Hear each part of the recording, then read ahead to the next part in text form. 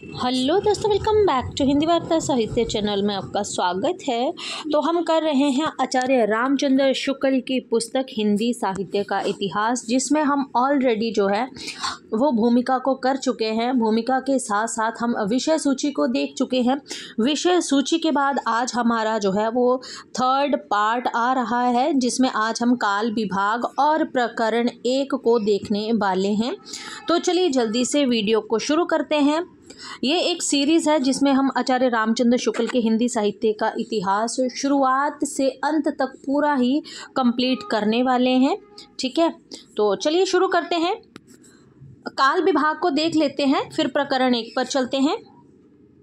जबकि प्रत्येक देश का साहित्य वहाँ की जनता की चित्तवृत्ति का संचित प्रतिबिंब होता है, तब ये निश्चित है कि जनता की चित्तवृत्ति के परिवर्तन के साथ साथ साहित्य के स्वरूप में भी परिवर्तन होता चला जाता है।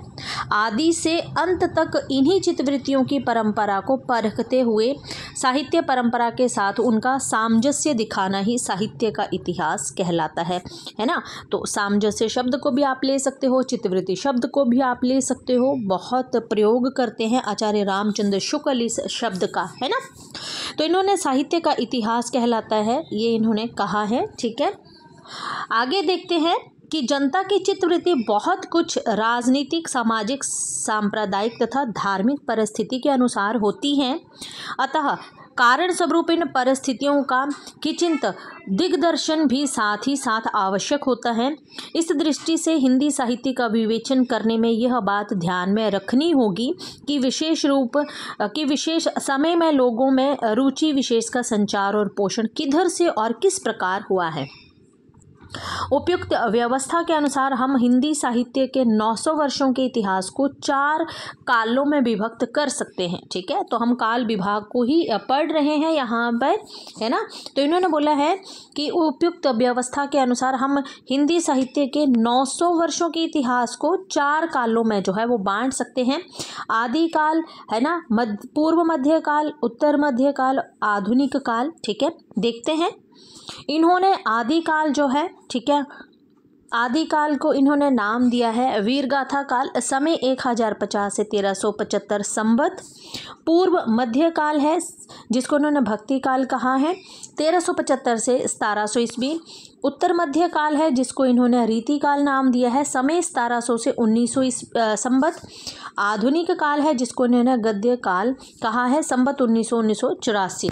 विषय सूची में ऑलरेडी हम देख चुके हैं कि आदिकाल के प्रकरण कितने हैं, भक्ति काल को कितने प्रकरण में बांटा है, रीति काल को कितने प्रकरण में बांटा है, तो गद्य काल जो है आपका यानी कि आधुनिक काल, इसको कितने प्रकरणों में बांटा है। ऑलरेडी कल हम विषय सूची में इन सब चीज़ों को डिस्कस कर चुके हैं। वीडियो ना देखी हो तो आप जाकर ज़रूर देख लें, है ना। चलिए आगे चलते हैं। यद्यपि इन कालों की रचनाओं की विशेष प्रवृत्ति के अनुसार ही इनका नामकरण किया गया है। बोला ये जो भी काल यहाँ पर मैंने दिए हैं आचार्य रामचंद्र शुक्ल कहते हैं, तो इन रचनाओं की जो विशेष प्रवृत्ति है उसी के अनुसार इनका नामकरण भी किया गया है। पर ये ना समझना चाहिए कि किसी विशेष काल में और प्रकार की रचनाएँ होती ही नहीं होंगी। ऐसा नहीं है कि रीति काल है तो रीति काल में सिर्फ श्रृंगार पर आपकी रचनाएँ होंगी और उसमें कोई अन्य रचनाएं होंगी ही नहीं, ऐसा नहीं है। बोला जैसे भक्ति काल या फिर रीति काल को लें तो उसमें वीर रस में के अनेक काव्य भी आपको मिलेंगे, जिसमें वीर राजाओं की प्रशंसा उसी ढंग से होगी जिस ढंग से वीर गाथा काल में हुई है ना। अब आपको पता है कि आपका जो रीति काल है ना, ये नायक नायिकाओं के श्रृंगार का वर्णन, नायक नायिका भेद का वर्णन रीति काल में सबसे ज़्यादा किया है। पर शुक्ल कहते हैं कि अगर मैंने ये नामकरण जो है वो इनकी रचनाओं की विशेष प्रवृत्ति के आधार पर किया है, तो इसका मतलब ये नहीं है कि उसमें आपको जो है वो अन्य कुछ देखने को नहीं मिलेगा, है ना। अगर भक्ति काल या रीति काल को ही ले लें तो उसमें वीर रस की रचनाएं भी आपको देखने को मिलेंगी, जिसमें वीर राजाओं की प्रशंसा उसी ढंग से होगी जिस ढंग की वीर गाथा काल में हुआ करती थी। अतः प्रत्येक काल का वर्णन इस प्रणाली पर किया जाएगा कि पहले तो उक्त काल की विशेष प्रवृत्ति सूचक उन रचनाओं का वर्णन होगा जो उस काल के लक्षण के अंतर्गत होंगी।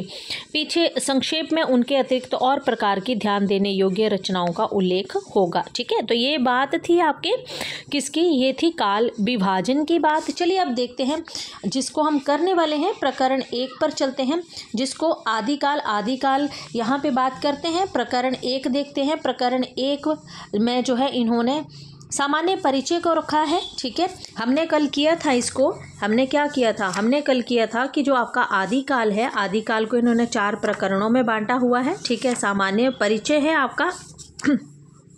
दूसरा अपभ्रंश काव्य है जिसमें सिद्धनाथ, जैन और आपके नाथों को रखा है। प्रकरण 3 में देश भाषा काव्य को, प्रकरण 4 में फुटकल रचनाएं जो हैं वो रखी गई हैं। सामान्य परिचय देखते हैं, प्रकरण 1 जो है इसमें सामान्य परिचय है। सामान्य परिचय में देखते हैं शुक्ल ने क्या कहा है। प्राकृत की अंतिम अपभ्रंश अवस्था से ही हिंदी साहित्य का आविर्भाव माना जा सकता है। उस समय जैसे गाथा कहने से प्राकृत का बोध होता था, वैसे ही दोहा या दूहा कहने से अपभ्रंश या फिर प्रचलित काव्य भाषा का पद्य समझा जाता था।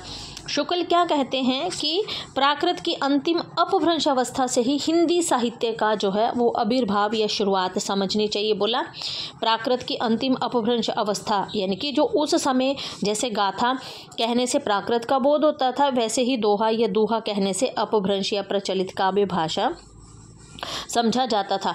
अपभ्रंश या फिर प्राकृत भाषा हिंदी के पदों का सबसे पुराना पता आपको तांत्रिक और योग मार्गी बौद्धों की सांप्रदायिक रचनाओं के भीतर विक्रम की 7वीं शताब्दी के अंतिम चरण में लगता है। इन्होंने क्या कहा है, इन्होंने कहा है कि अपभ्रंश या फिर प्राकृत भाषा जो हिंदी है ना, उसके पद्यों का सबसे पुराना पता आपको कहाँ से लगेगा, वो पता बोला आपको तांत्रिक और योग मार्गी बौद्धों की सांप्रदायिक रचनाओं के भीतर विक्रम की 7वीं शताब्दी का अंतिम चरण यानी कि 8वीं शताब्दी भी आप बोल सकते हो। ठीक है ना। मुंज और भोज के समय संवत 1050 के लगभग तो ऐसी अपभ्रंश या फिर पुरानी हिंदी का पूरा प्रचार शुद्ध साहित्य या काव्य रचनाओं में भी पाया जाता है। अतः हिंदी साहित्य का आदिकाल संवत 1050 से लेकर संवत 1375 तक अर्थात महाराजा भोज के समय से लेकर हमीर देव के समय के कुछ पीछे तक माना जा सकता है। यद्यपि जनश्रुति इस काल का आरंभ और पीछे ले जाती है और संवत 770 में भोज के पूर्व पुरुष राजा मान के सभासद पुष्य नामक किसी बंदीजन का दोहों में एक अलंकार ग्रंथ लिखना बताती है। आपका शिव सिंह सरोज पर इसका कहीं कोई प्रमाण उपलब्ध नहीं होता है। आदिकाल की इस दीर्घ परंपरा के बीच प्रथम 150 वर्ष के भीतर तो रचना के किसी विशेष प्रवृत्ति का निश्चय ही नहीं होता है।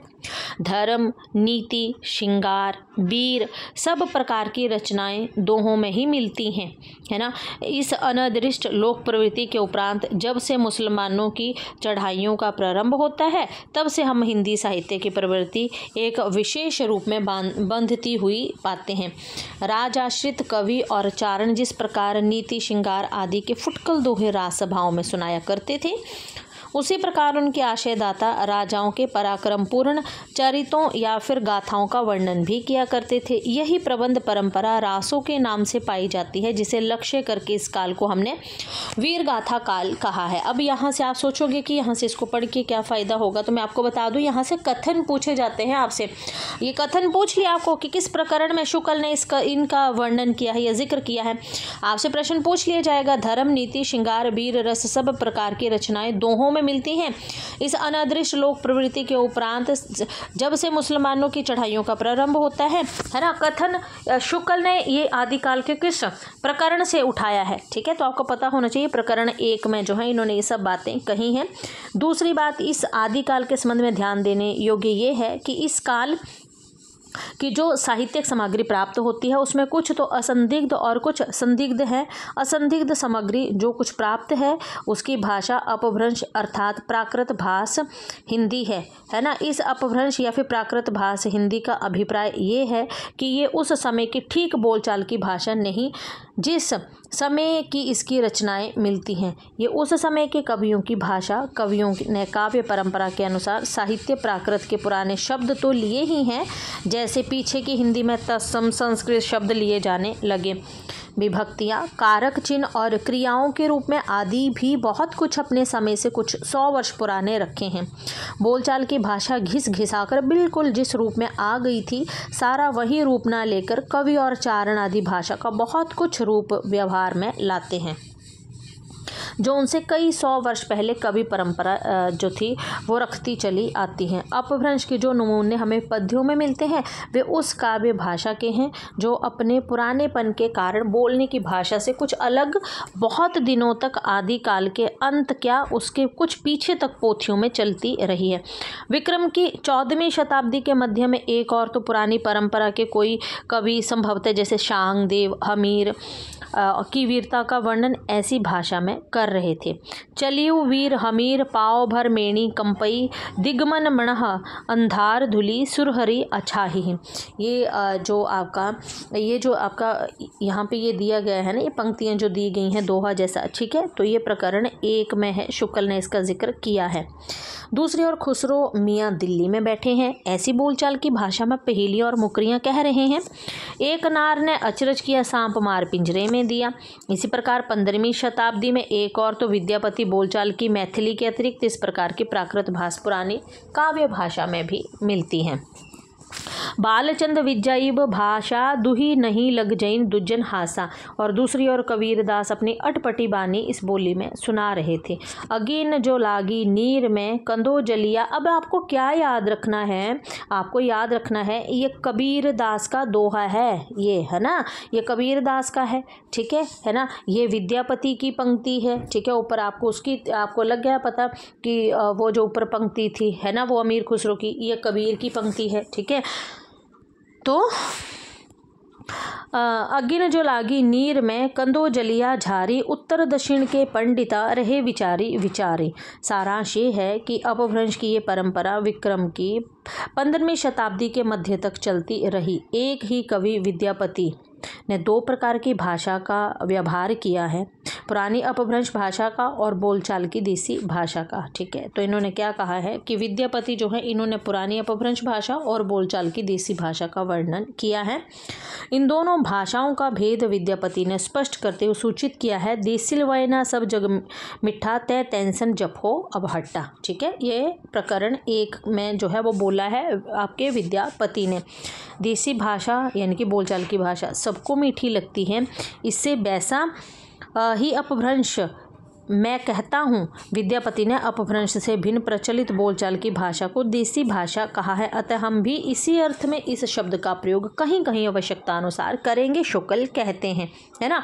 इस आदिकाल के प्रकरण में पहले हम अपभ्रंश की रचनाओं का संक्षिप्त उल्लेख करके तब देसी भाषा की रचनाओं का वर्णन करेंगे, ठीक है। तो ये हमारा प्रकरण 1 था, है ना, जिसको हमने अब पूरी डिटेल के साथ देख लिया है। कल हम करेंगे प्रकरण 2, ठीक है। अगर वीडियो पसंद आए तो वीडियो को लाइक और चैनल को सब्सक्राइब ज़रूर कीजिएगा। मिलते हैं नेक्स्ट वीडियो में, तब तक धन्यवाद।